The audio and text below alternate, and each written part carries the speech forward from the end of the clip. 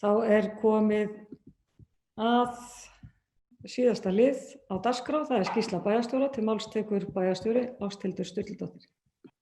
Forseti, ágætu bæjarfulltrúar, til hamingju með fullveldisdaginn.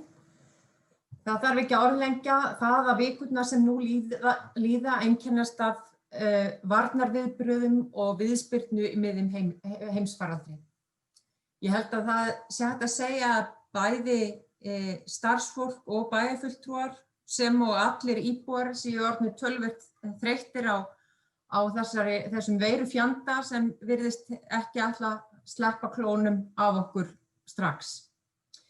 Vinnufundir vegna fjárhagsáætlunar hafa sem gefur að skilja tekið töluvert pláss síðustu vikur og mánuði en nú sést loks fyrir endan á þeirri vinnu og vil ég óska okkur öllum til hamingju með það að vera búin að afgreiða áætlunina í fyrstu umræðu.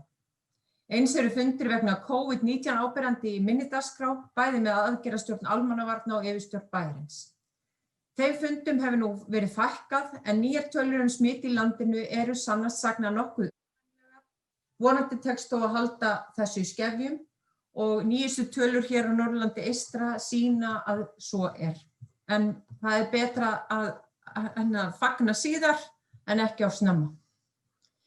Eins og komið hefur fram á þessum bæjarstjórnarfundi þá vinnu við sameiningu fjölskyldusviðs og búsetusviðs það bil að ljúka en eins og hefur komið fram þá markmiðið að gera þjónustuna skilvirkari og notendavænni. Ég sannfærð að þetta verður til heilla og ég ánægð með vinnuna sem farið hefur fram og ég vil nota tækifærið og óska starfsfólki og stjórnendum innilega til hamingju með sameininguna og þakka þeim fyrir frábært starf og ég sannfærð að þessi sameining verður okkur öllum til heilla.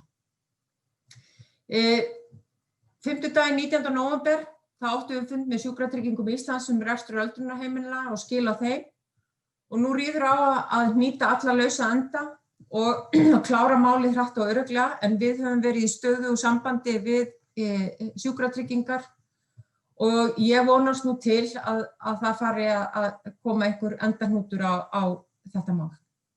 Þá unnið við að gera nýjan menningarsamning við mennta- og menningarmálaráðuneytið en markmiðið var að ljúka þeim samningum fyrir daginn í dag en vegna COVID hefur öll sú vinna tafist og það sama má segja samningana við Sjúkratryggingar Íslands.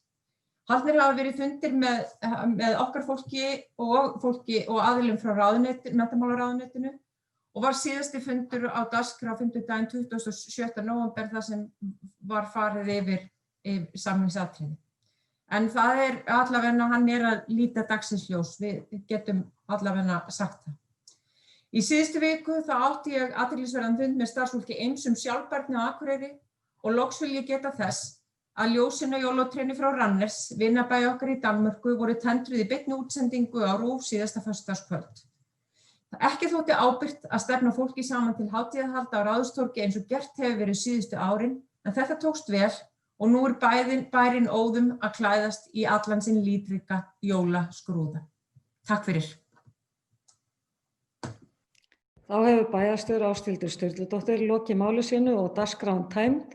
Eftirtaldar fundargerðir eru lagðar fram til kynningar, afgreiðslufundur byggingarfulltrúa 19. og 27. nóvember, bæjarráð 19. og 27. nóvember, frístundaráð 18. nóvember, fræðsluráð 16. nóvember, skipulagsráð 25. nóvember, stjórn Akureyrarstofu 19. nóvember, umhverfis- og mannvirkjaráð 13. nóvember, velferðarráð 18. nóvember og allar þessar fundargerðir má finna á heimasíðu bæjarins og ég segi þá fundi slitið klukkan 18:02 og takk fyrir góðan fund.